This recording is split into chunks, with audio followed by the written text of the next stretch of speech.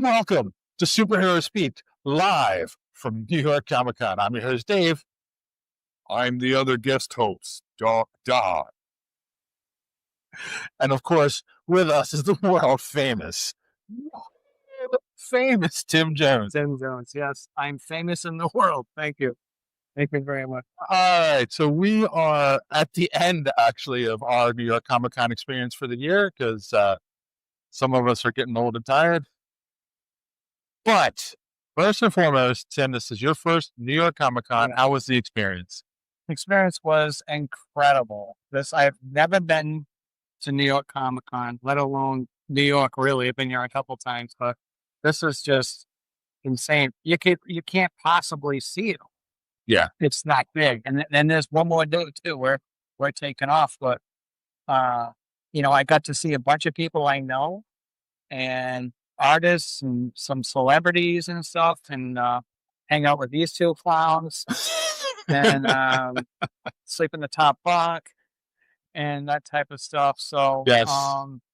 It was just fantastic. I don't have words, to be honest with you. Good things can always come out of something like this too, which we won't talk about. No, there'll be more on that later. Yeah, more on that later. Yes. But so I'm happy. I'm happy you asked me to come along, so I'll never forget it, really. So, yeah. And Dark Don, did you kill any younglings? No, they wouldn't let me get my real saber in. I guess they frown upon instruments of death in large crowd. So I bought this just in case I need to beat someone about the face if they get out of line. There's a lot of lines, by the way. A lot of lines. Yes. A lot of people doing lines. Yeah. That I saw right on the escalator going down. You get all the way down. Yeah. So, how has your New York Comic Con experience been? It was only your second year. Second year, a lot of walking through tight spaces, very tired. Do I look okay or do I look like Sith? You tell me. Yeah, you look like Sith. I'm sorry.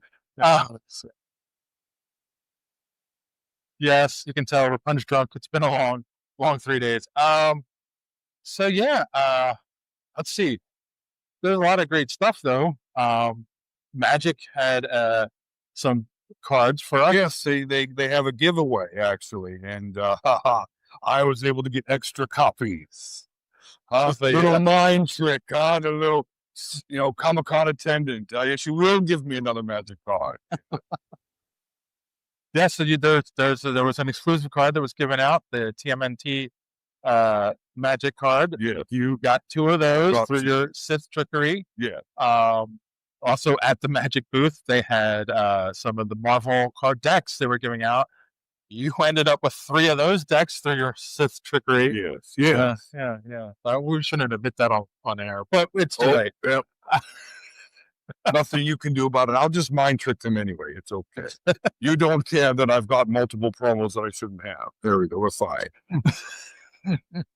But yeah, what else? Like, did you see anything that was like wowing to you, amazing this year? Like, what was like one of the highlights besides stealing all those Magic cards? The Galactus cosplay. I'm sure everyone has seen it. Yeah, he's towering. He's like a friggin' Gundam. That was pretty cool. How about you? Oh, whole movie? Yeah. I think I'll second that. The Galactus thing was just amazing. And this Godzilla that's walking by right now. That's amazing too.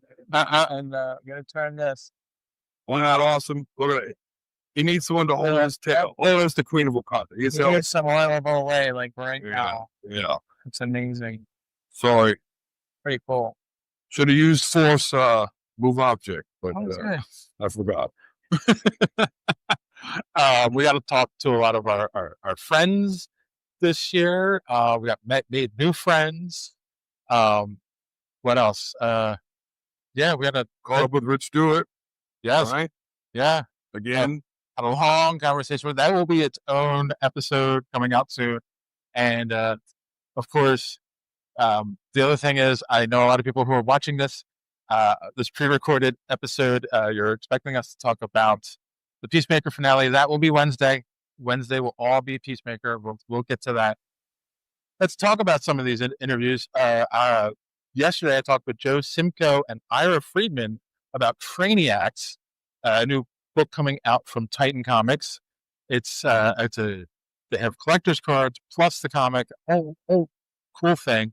So let's take a moment and listen to what the guys had to say about Craniacs. Here we are, day 2 of New York Comic Con with Joe Simko. And Ira Friedman. How are you guys doing? Great. Thanks for having me. Oh, great. How are you enjoying the convention so far? Good. We were here yesterday pretty much all day, first day, and it was pretty packed already for a Thursday. Yeah. So like 7 o'clock, I think, even. Yeah, this is the most packed it's been since after the pandemic. Wow. Yeah. Yeah, you're right. People are now feeling comfortable. Yep. Now, So good for us. all right. So we're here to talk about Craniacs from Titan Comics. Yes. Can you guys give us the elevator pitch? I'll do a quick thing about Craniacs. It's so 2 worlds, one very ultra futuristic, one Stone Age, and through some sort of cosmic cataclysmic event, they're smashed together, forming one world. They're both filled with these colorful skull-faced beings. So now these Craniacs have to figure out how to live together. Each side competing, my side is the correct way to live. Future, my side, spiritual and wild and free, Stone Age. And so the way the adults settle their disputes is they force the kids to these wild competitions and challenges in a skull-shaped arena called the Chrome Dome, filled with pyrotechnics and lead and slime. And whoever the winner is gets to have the winning decision made on that side of the planet. So yeah, that's the setup. It goes from there. So I know that you guys both worked at Tops and worked on Garbage Pail Kids. Is this like born from that idea? Well, there's inspiration, but Yes and no. Yeah. I know you have to be careful. I'm only still freelance. I still work as a lead garbage artist and writer for Garbage Pail Kids and Wacky Packages. I you can speak, has worked there for many years. I spent over 30 years working at Tops in product development and licensing and publishing. And so when it came time to move on a couple of years ago, I always had this thought about a skull related project. Okay. And so I got a hold of Joe, who had been working with all these years at Tops, and we came up with this concept. And obviously, I couldn't have found a better partner in Joe with his creativity and his talent as an artist. And one thing led to another. After some brainstorming, we came up with the idea for Craniacs and decided, let's give it a shot and see what happens. We definitely didn't want to go down the road of an imitation of Garbage Pail Kids. Yes.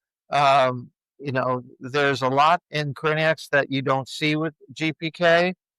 First and foremost, there's a really involved storyline behind this. Right. Whereas GPK, and I was there for all those years, was more of a parody-based product. Right. This is really not a parody. There are elements of parody in here, but the character designs, the whole world that Joe just described, are so far different.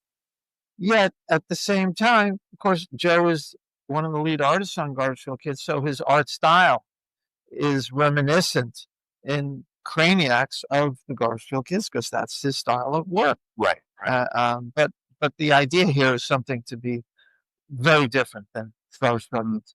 What appealed to you about going from just doing trading cards to a full-blown story comic book? Well, it was always our plan to develop this as a entertainment brand, if you will. Right. Cards were a way to get started. Cards are the foundation of what we're doing. But again, we think there's some great stories to be told, and there's only so far you can go with a trading card in terms of storytelling. So it seemed like comics were just a natural extension of where we started. And then we've extended the comics we're trying toys out now, and we've got these pins, and so all sorts of licensed, right, properties and brands, things coming out. Yeah. What's it like as an artist to go from just doing single images to doing panels full blown book? Well, I went to the School of Visual Arts here in Manhattan Okay. for cartooning and comic book artists. So Oh, I was okay. kind of trained by a lot of professionals in the field at Mad Magazine, Joe Orlando, Carmine Infantino was co-creator of The Flash, had Klaus Janson, who was an inker for Frank Miller's The Dark Knight, you know, so these were my professors and teaching us. So and growing up with comic books as a child, so I kind of understood it, got trained by professionals, but never really, well, I did have a couple odd jobs here and there in the comic field, but my long-term professional career was doing spine illustrations for tops and maybe band posters and stuff like that. So Right. to come back to the comic book world was like coming back home. And I was like, now it's like reviving my energy into art again by doing comic books, and for kids too. It makes it more enjoyable because that's what I love seeing, the faces of kids like really liking and enjoying something that's seems like it shouldn't be something they're allowed to look at, but it's safe. It's like a safe spot, safe space for them to have. Yeah. I think one of the things about Craniacs that's been so fulfilling for Joe and me is that it's showing appeal to a multitude of age rages.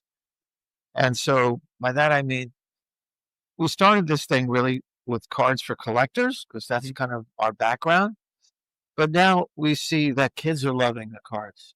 They love the artwork. They love the energy of these cards. And so it's really appealing on a multitude of levels of ages. And I think that's really fun.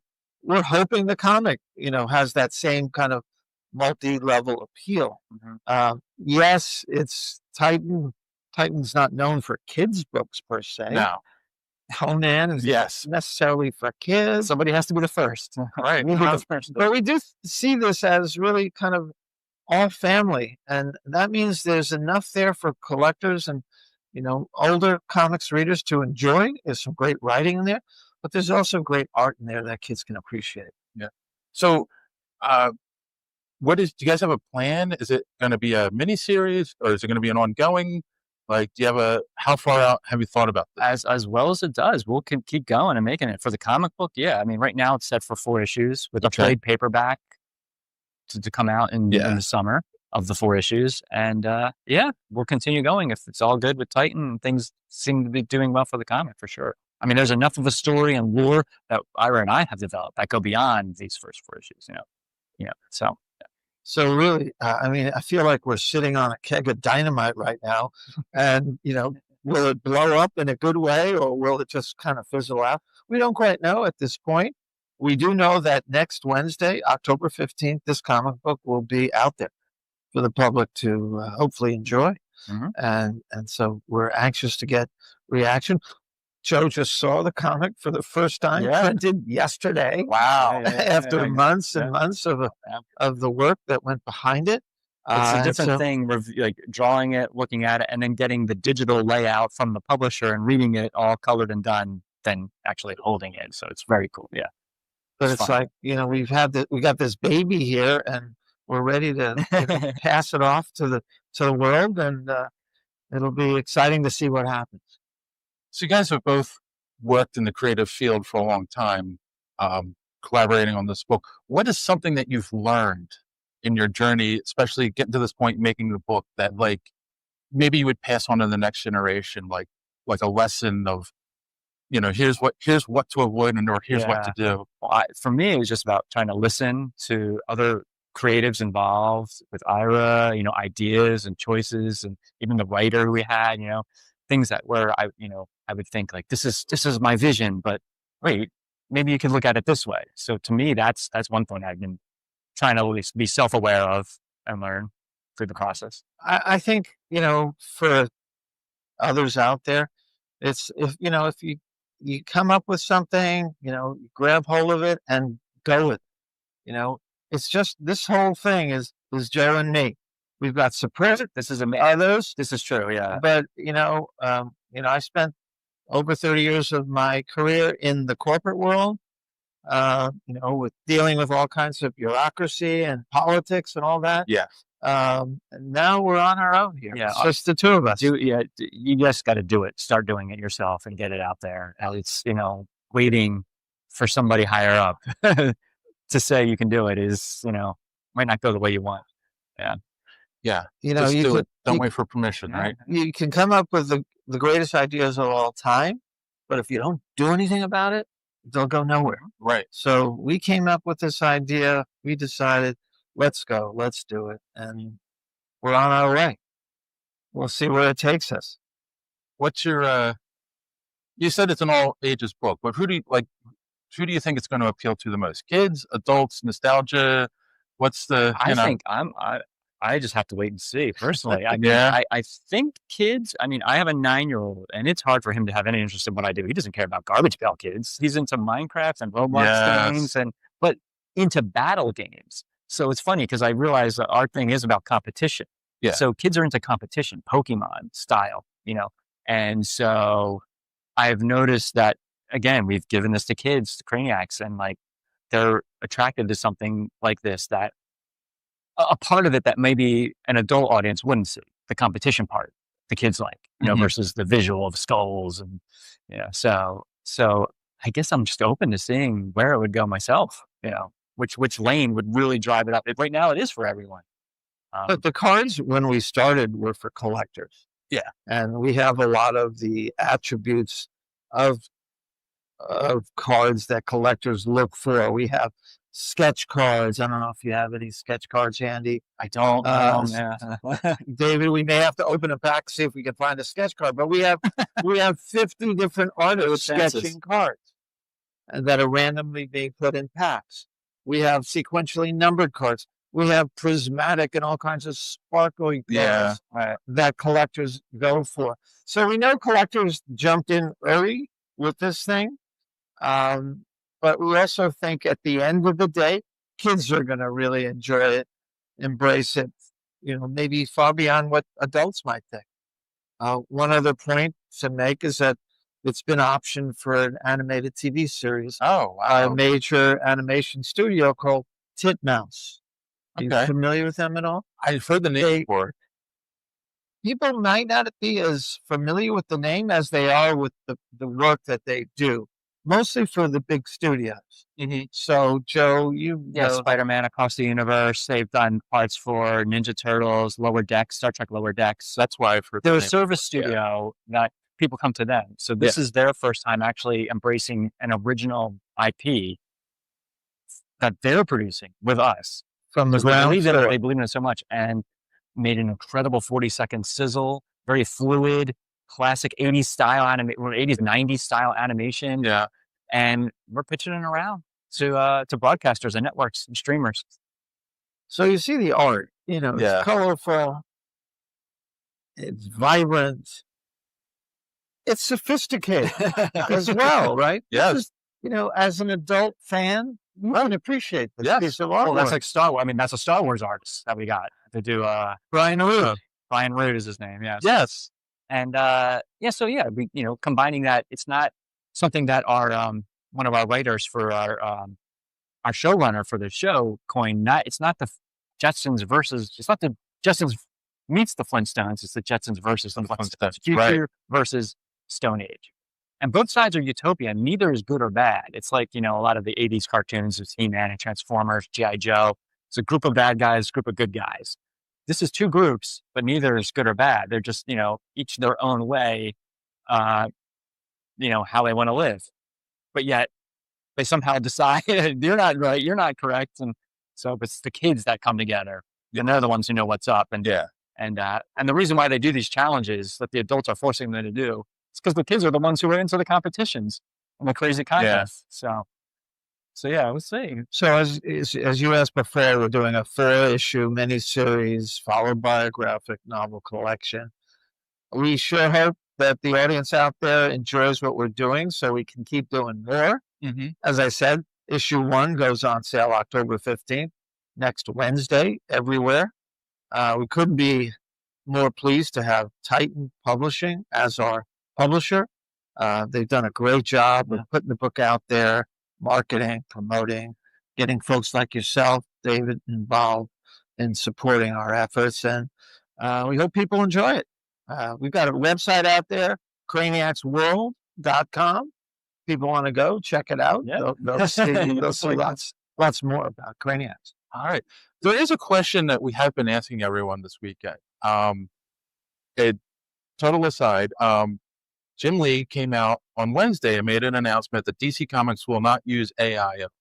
I saw that. I saw that post. Yeah. And of course, there's a lot of debate. AI kind of feels inevitable. It is. It's a wave coming. Yeah. So the kind of question I'm asking creative people is, do you see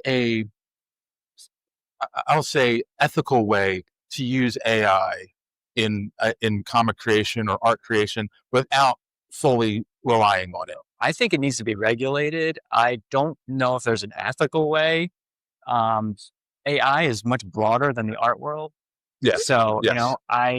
I have views on it, for for disease and curing world hunger and climate control. There's some important things. I think even the COVID vaccine, Moderna, was discovered through AI. Yeah. There can't be a complete shutdown, but in the art world, it's a mess right now. It's Yes. horrible. It looks bad. I mean, you can tell, and the artist needs to be strong and still do your art, still create, even if something happens where it's a complete AI takeover, you can still draw as an artist.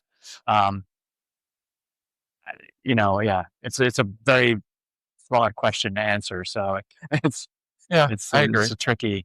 It's a tricky step, but I think it doesn't have a place right now in this time for art. Yeah. Even though people are doing it and getting away with it. I don't know if you have views.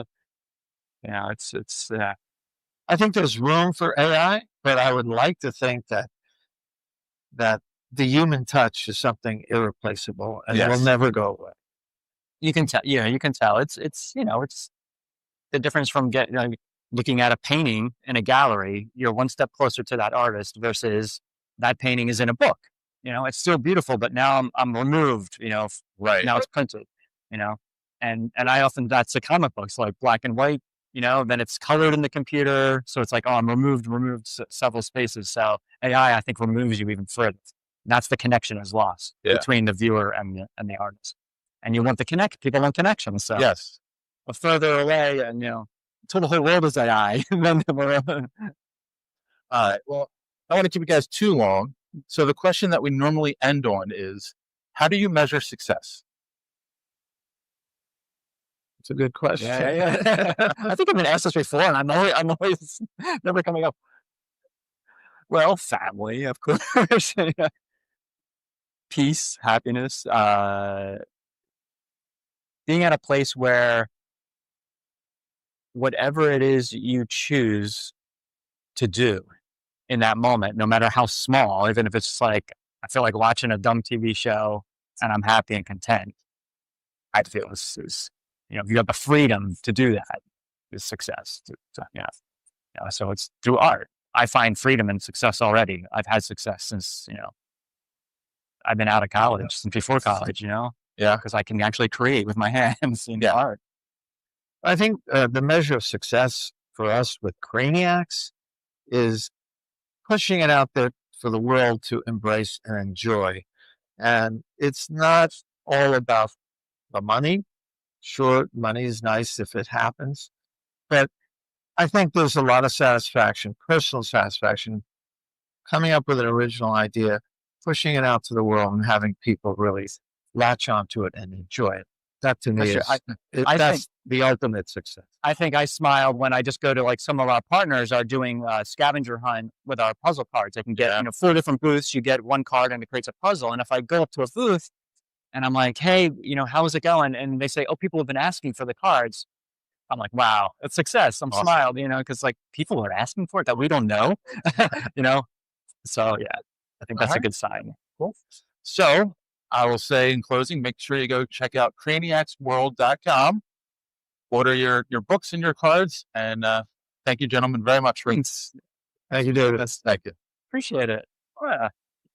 All right. Well, now we're here with Admiral Thrawn, Grand Admiral. Yeah. You were going to correct me. So tell me, what drew you to this character? I first started listening to the books for this, and I binged through all of them during COVID. I really enjoyed how he was written in the books, and was just fascinated by the character overall. Yeah. Okay. Are you enjoying the con so far? Absolutely loving it. Yeah. All right. And all the costumes. We just came from the George Lucas Talk Show panel. Great time. Absolutely hilarious. Yeah. Obviously Star Wars, but Marvel or DC? Say Marvel. Okay. All right. And this is a question that we were going to ask some people. If you're going to pick anyone from the Marvel universe for, marry, smash, kill, who would they be? Oh, I don't even know. I'm not going to go that far. Okay. Yeah. That's up to you. Yeah. All right. Thanks. Thank you. Yeah. Tim, wasn't that an amazing interview that I gave? It was amazing. Yeah. I'll use that word like 3 times. Amazing, amazing, amazing. Oh, see, thank you. Thank To you. the third power. To the third power. So yes, so check out Craniacs on Titan's website, available obviously wherever good comics are sold, and yeah, and then today we did a couple of great interviews. We had Jarrett Thron on. He's an independent writer. He's a writer and an artist. Did the books himself, art and words, and his book was Bridge Planet 9. A great interview. He said he's been working on it for years. It was a long process, did it all himself, but it's his first graphic novel. But here, let's see what Jared had to say about his book. All right. Well, we're here at the IDW booth with the one and only Jared Thron. How are you, sir? Good. I'm doing great. And your graphic novel is Bridge Planet 9. Yeah.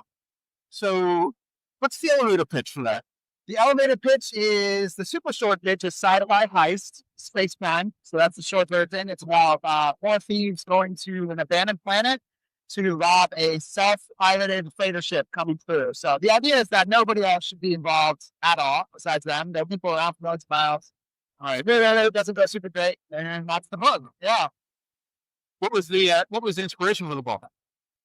I love science fiction. I like a lot of crime stuff. I mean, that sounds really basic, but that's what I'm into. And I think there was a nice blend of some crime heist stuff with it being a very small story in some ways about these 4 people. Yeah. It's not really about the universe ending or something like that. Right. It's about their lives and what makes people want to do things like that. And a lot of science fiction, like about Alien and a lot of stuff like that. And I think a lot of the science fiction elements came from criticisms of mega corporations and late stage capitalism. That kind of stuff is kind of blended in a little bit as well. So you actually, I think, hit an excellent point. Maybe you didn't realize this. When it comes to science fiction, right, there are 2 kinds of stories. There's the end of the world, everyone's on deck trying to save the universe, right? And then there's the personal stories where there's stuff going on, but that's not as important as like the interaction between the characters. Yeah. What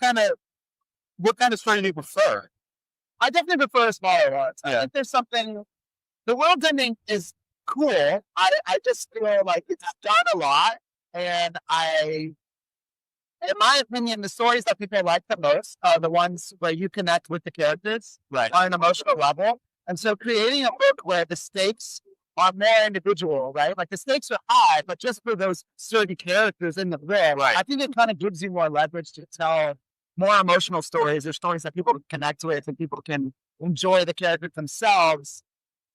Universe ending stuff also kind of the good, bad part of those stories to me is that it opens up the door to a lot of lore and mythology in those universes. And particularly for a book like this, I think there's something really nice about it's one story. It's, it's like a little bit shy of 200 pages. I didn't want to get into like crazy sci-fi world building. I wanted to tell a story about characters. And so I think making it more personal around helps kind of close the gap. We can kind of assume, we've got sci-fi books, no matter what you already know.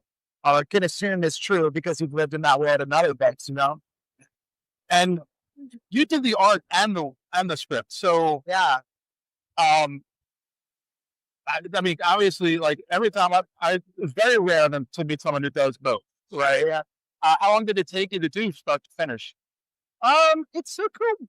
A while, too long, always too long. Comics take a long time. I did write a lot before I drew. There was a lot of reworking a story for me. So that was like about a year or so. And then I wrote it front to back before I started drawing. But obviously you're moving and we're changing things as we go. Yeah. But I drew it in about 10 or 11 months. Once I'm in the weeds of drawing, it's an everyday thing all the time and trying to get through it. So it's like a lot of pre-planning to make the drawing be as efficient as possible for me. Right. So, but then, like you said, you read the story. What made you decide, well, let me make this a graphic novel instead of just a book? Yeah. Instead of like a novel. Yeah. I like comics. I mean, I love comics. Okay. I think it's also a pretty, one of the things I'm very proud of with this book is I think it does feel like a novel in the sense of it's a middle, beginning, end. It's a nice compact story. It's character focused. But a lot of the plot and the ideas are very like comic booky, and like I love comics. I mean, I'm here because I love comics. I'm not here for this book. Right? I just want to see all this book out. So I like that stuff. I enjoyed, and I wanted to tell a story that fit in with that kind of feeling, and and that goes with the work that I enjoy too, especially artists. A lot of artists. I like comics that look like comics, but still have a personal point of view. Yes. And I hope this book kind of hits that when they read it, that special place. Do you want to ask me about what we were asking all the artists about? So our book is that we've been talking. That's what I started. Yeah, it's a common theme. Of course, Nycc and we like setting up. It's out both artistic and writing. Dragon comments on the boat. So like I said, gotta be what you're talking about. Basically, was here when that happened. Yeah, but we're just really been interested to hear creators' perspective of. Are you threatened by it? What do you think? I mean, a lot of people say they can tell. With the AI, I think so. This was just mediocre in a box, page box, on a great day. So, do you feel threatened? What's your thoughts on the AI? Will it even survive? Boy, oh boy, I have a lot of thoughts. I will answer a few of those questions. All right. Do I feel threatened? I don't feel threatened. People love making things. People love creating things. I love creating things. That's not going to stop. It's just not. I mean, if you know anything about comics, people aren't making comics for money. It's like very rare that people get loaded at the end of it. Comics. So like, they make comics because they love comics. They love storytelling, and I think that goes for music and everything else too. There's just a human quality of wanting to create things that is never going to disappear no matter what technology that's going on. So I don't feel threatened by it in that sense at all. I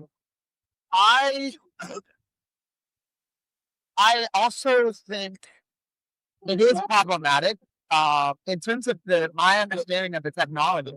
It's quite literally like an averaging system. Show you a picture of a cat, we will survey millions of cats, and we will give you a cat. So by default, it's creating something that's there, right? Yeah. And of course, people who are really staunch AI fans or whatever, you can write really unique prompts and all stuff, and that's sort of half true. But I think that to me is like a really big weak point that not a lot of people are talking about. That we want, and I'm not saying every story is original or every book is, everybody's going from something. There's another conversation out there, but there's still an idea of like, if you want something that's coming from somebody's heart, that's original, that feels, that's really connect with emotionally, that you are, driven by to read or watch or listen to. I'm never going to feel like AI. I will tell you, we're not going too far off with this topic because I know it's not really but the only last thing that I will say is I think what is making me the most nervous is not the wholesale AI creation. It's the intermixing. When somebody has written most of the story and then they use AI to help on a plot, or help with a certain layout or something. That's what I think that I think is like really nice. It makes me really uncomfortable. But generally speaking, you could definitely make that I don't want to read comics. I don't want to make it. It's really a refreshing point of view to come to comic out and start talking about it. And then rightly so, you nail right on the head. We love doing that. So that guy's never going to stop on it. And obviously the quality, I'm telling you, you guys said. Also, because, I mean, you're obviously younger than us. And obviously, okay. And you're starting out on your career, right? So it's something that's now going to be alongside of you, right? So you have to think about it, right? Where there's guys that have, you're going to run into guys that have been doing this for 50 years here that, they're on their way out, so they're definitely not as worried about it. So to hear you say, no, people are going to create, that is very refreshing. So, yeah. So since you did say you love comics and that's why you're here, yes. If you could work on any character in existence, write a book for them, who would it be? Any character in existence, not just comic book characters. All right, we'll stick with comic book. Okay, we'll stick with comic book.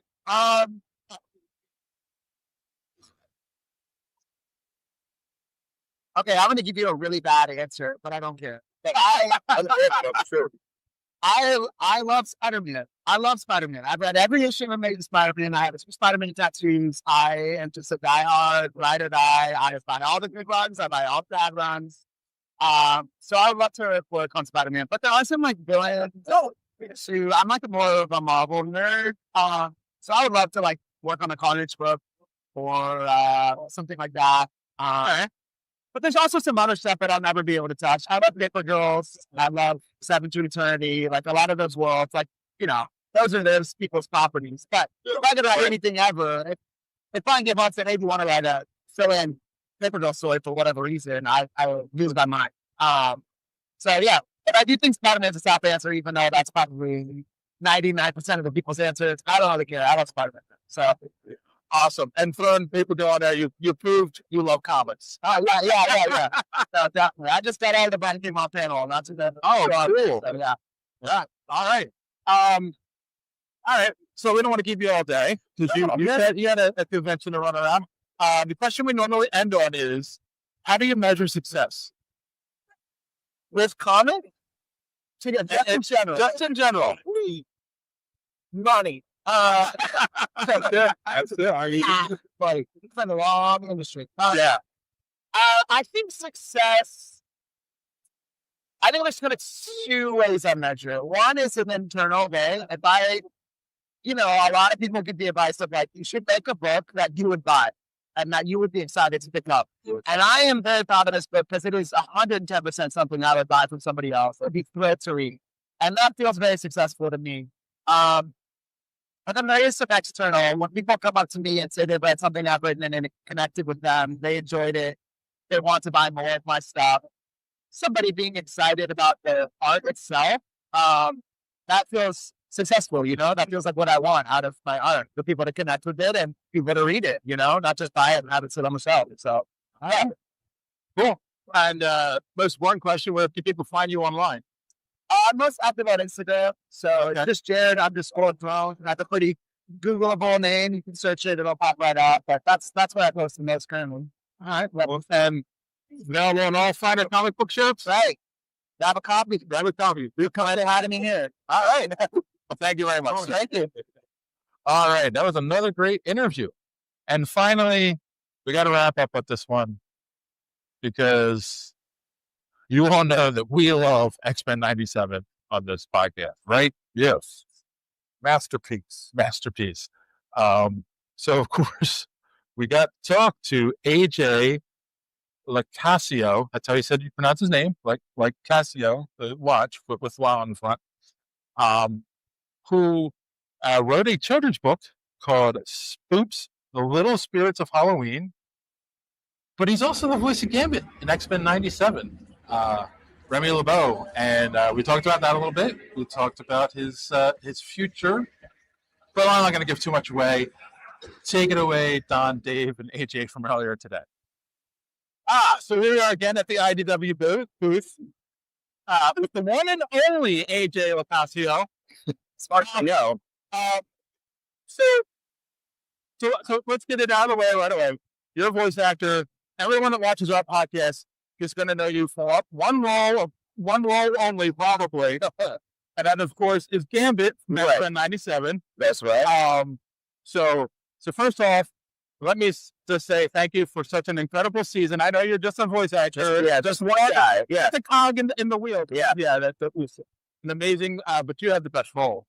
Thank you. I agree. I'm very lucky. I'm such a big fan. I came to New York Comic Con, the second one, dressed like Gambit. So, yeah, I'm a lifelong fan. Oh, awesome. And the first one, I came in a homemade Spider-Man suit that, was hand-stitched from, So I'm a long time. That is so great to hear. It really is, But we're here to talk about SPOOPS, The Little Spirits of Halloween, which is a children's book that you've written. Yes. It's published through IDW. Tell us what the elevator pitch is for the book. Sure. Spoops is about a little girl named Holly Hollowell whose parents won't let her celebrate Halloween because they're dentists, and it's just like this kind of goes against our beliefs. And but Holly since she was a little baby, was just obsessed with the macabre and spooky, and is obviously very drawn to Halloween because that is the day of celebrating spooky stuff. So she makes her wish upon a pumpkin, and the spooks swoop in and help give her a happy Halloween. What was the inspiration for the book? Well, the spooks started off as little sculptures that I made because I wanted to make Halloween decorations, but I just didn't have the room in my apartment. Okay. And so I just started sculpting little guys from my desk. And when the show Voltron Legendary Defender came out, people started combing through my Instagram and found the sculptures. And they were like, how do I buy these? Where are these from? And I was like, I just made one for me. And so it turned into me making a bunch for other people. And then that spiraled into what's the story behind these? What are they called? And so I just slowly started building up the lore. And then after a few years of that, my buddy Josh Keaton was a Shiro on the show. He was, and also Captain America and X-Men. He was like, you got to turn this into a book. And I was like, you think so? And so that was kind of how that began. And then after 6 years, it became a book. So, wow. Yeah. That's incredible. It's a long journey. Yeah, really. Yeah. Snowball effect. Yeah. Slow snowball effect. I was going to say, so I guess you could say you're an accidental writer in a way. Yeah, I mean, I've written my whole life. It's just if anything, I'm an accidental actor. Acting is something that I wasn't planning on doing. But writing was something I did my whole life as like a kid. That was what I would lock myself away and do. And how I got through a lot of difficult times is just sitting and writing and trying to write something. It just took however many years to finally actually get something to be out in the world, as opposed to, I mean, I've written shorts and stuff and went to film school, but that's different. Yeah. But yeah, I would say, yeah, actor by force. No, sorry. Actor by accident, writer by force. What's your hopes for this book? Like, I mean, ultimate hopes is that just people really like it, and I would love to see like spooky Halloween decorations and stuff. And if that ever came to me, I know there's little keychains and stuff at Hot Topic, which is really exciting, and some little pins. But hey, if there was a Charlie Brown special based on the book, that would be like the ultimate thing. Well, I have. What do you say is a good age range for the book? Because I have young grandchildren, so. I mean, I know people who have read it to like their 3-year-olds and 2-year-olds, and they seem to understand at least most of it, parts of it. But I also will just get people in their like 60s and 70s who are just like, hey, I bought this for me. And I read it for me as a kid. And I think that's what's so, I love media like Peanuts, where you could be any age and appreciate it at different levels. So I tried to incorporate as much as I could that would be hopefully across the board. There's some word in media that's like all quadrants or something. Well, four quadrants, yes. I tried to do that. But it's a book that, hopefully like Linus, when he's in the pumpkin patch, would read. Like there's some sophisticated language in there, but hopefully a story that appeals to all ages. So I give you the worst answer in the world. I was like, from 3 to 99. But 100-year-olds not allowed to read. Dick Van Dyke has like one more day before he's not allowed to read it. Perfect. That's cool though, because I have 3 children, age from, 9 to 16. And Halloween is really something that just, it's almost like Christmas now. We get it to us early. So it's very remarkable. So I could see how it's over for you. And let me get a list of relations for you with the question. Okay. Because I have an app on my phone. It's an AI app. And literally one of the things it says, hey, feed a children's story for. So we can ask all the content creators, and you're getting great answers. So I'm sure all the same. Are you threatened by AI? Yes. Okay. I think it sucks. I hate it. Well, let's be honest, right? Because you have it from 2 ends now, right? Acting and writing. Yeah, and so There's an AI actor, that Tilly. Yeah, it stinks because it's like, at what point does the human, the value that we give to art, or the value that art has, is the fact that it was created by someone who's conveying something. I mean, the final product, as great as it might be, the fact that there wasn't someone there to guide it and structure it. Like, I don't like procedurally generated video games even. Like, when I'm playing a game, if I could tell that they just threw some stuff down, I like to know that there's a creator who's guiding me through. So like, which is a weird example, but like Dark Souls 1 versus Elden Ring. I love Elden Ring and I love Dark Souls, but there's a lot of it feels like they just went, I don't know, here's a bunch of stuff. Yeah. But every drop of Dark Souls 1, someone's guiding you through that. And I feel like once I lose that feeling of the creator, it becomes kind of meaningless to me. Right. But yeah, no, I don't love it. I know that you can't put the genie back in the bottle, but it's unfortunately we need some sort of regulations. Otherwise, it's just going to become, and it has already started to become, just chaos. Well, and that's actually a good follow-up question. It does feel inevitable, right? Like, Yeah. what do you think is an ethical way to use AI? I mean, if it's not creating from an aggregate of so many other people's work, which is what it's doing now, right? It's like, it's pulling from everything. There's no way the monster has already consumed as much content from all over the place as possible. So it's like that, the ethics of that has already been just stomped over. And unless we can go back and start from scratch, which is probably not going to happen, I don't know if there is a super ethical way, unless it's like, I mean, if we're talking about like medical stuff, and it's like, hey, we can read all the medical stuff and maybe put together pieces that we wouldn't guess or couldn't figure out. Like, that would be cool as long as it's not hallucinating or making things up. I don't know. I mean, I don't know where to stand on it. But with art, I don't think there is really a super ethical thing yet that we figured out. Unless you could take like an AI thing and move it through nature and have it experience things in the way a human would.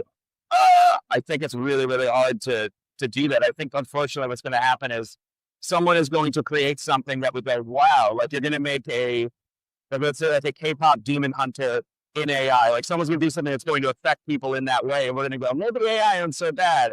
And then we're lost. I think we're gone. You know, it's the same thing as kind of like CG, except CG is versus 2D. With CG, there is a hand of a creator in there. Yeah. Someone's moving it. Right. I mean, honestly, I hate it. We've all seen T2. This is where it's going. I mean, it's not good. Yeah, I despise it.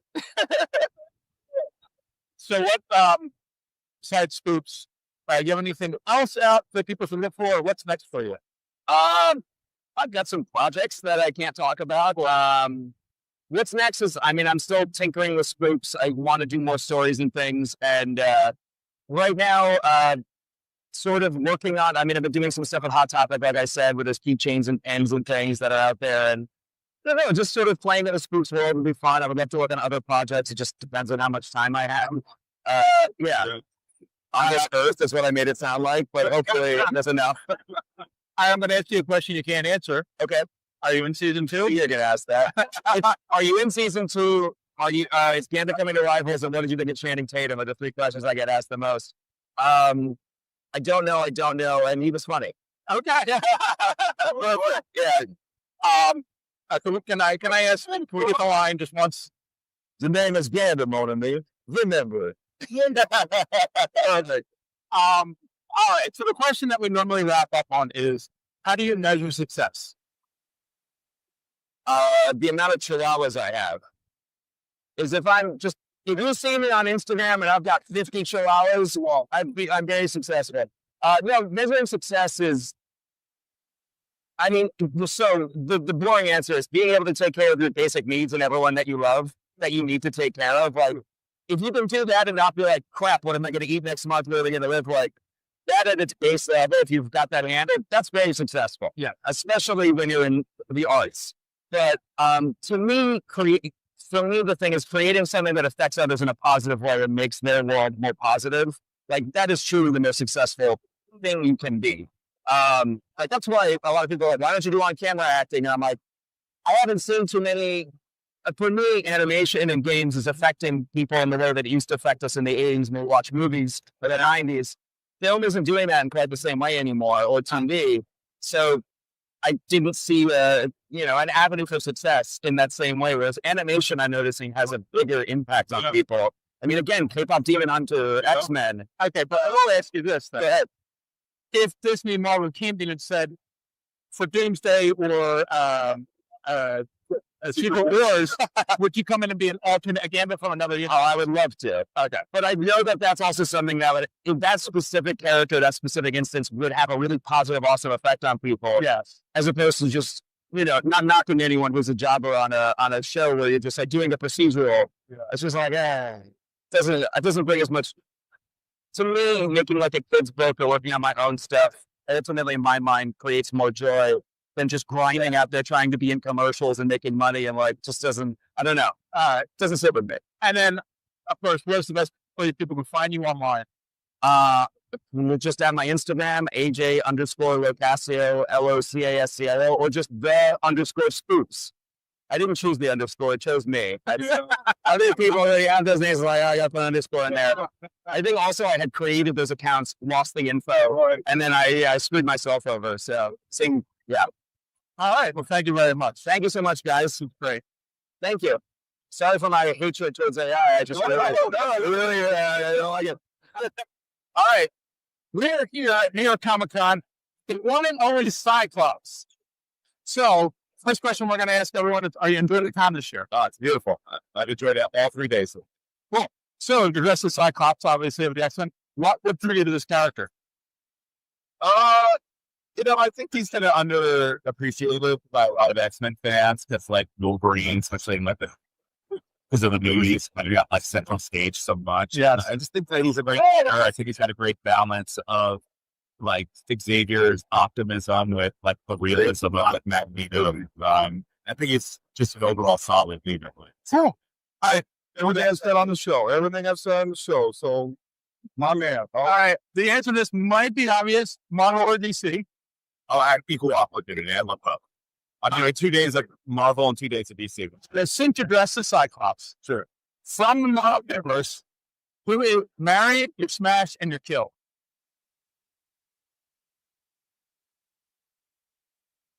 I'd probably marry Havoc.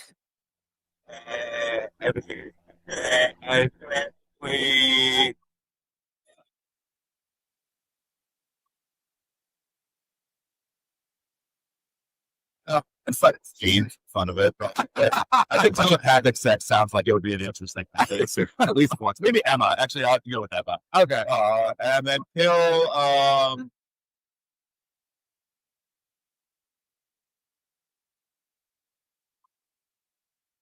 he's a jerk. Yeah. All right. Well, thank you very much for your time. But that's for you. Appreciate it. All right. So there you go. There's our conversation with AJ. Great guy. It's fun to meet somebody who works in the industry, doing something you love, who loves comics themselves. It was a great conversation. Tim was an awesome cameraman for that. I was. Push the Nobody record can button. push a record button like me. No, telling him. no. And then, it was, that was amazing to the third power as well. So, Dr. Don, do you have any words of wisdom for the people watching? Anything you want to say about New York Comic Con before we sign off? I like New York Comic Con. Lots of Star Wars and Mandalorians around. So hopefully you like and subscribe so that you know any more news that comes out of Comic Con. Catch our live shows. We're going to talk about Peacemaker. And there's going to be more Star Wars stuff coming out. That's all I have to say. I wish I wouldn't have chosen a trench coat for my Sith outfit, because I've lost 18 pounds of water. It's the price you pay. Tim, do you have any words of wisdom for our viewing audience before we sign off? Make sure that when someone invites you to come to New York Comic Con, that you choose the bottom bunk, and that you don't get the handicapped room where we can't figure out the lights or the shades or the heated racks for the towels or anything else that comes with it. So, that's my words of wisdom, because I'm exhausted and I can't feel my feet. So, and where depends. God. Don't forget to check out Sour Grapes in finer newspapers all across the country. That's right. Well, on that note, boys and girls, I think that does it for New York Comic Con for us this year. It's been a lot of fun. We can't wait to do it next year. We will do more cons next year. A lot of people have commented. We only did New York this year. That was just, a personal choice, but we will be doing more next year. Don might be doing one in Ohio. We don't know. We'll see. But on that note, boys and girls, as always, thanks for watching. Don't let your cake caught in the door. See you next time. If you haven't done so yet, subscribe. It really keeps this podcast alive. Smash the like button if you please. It gives us what we need. Maybe leave a comment or two. It's a really nice thing to do. And what are you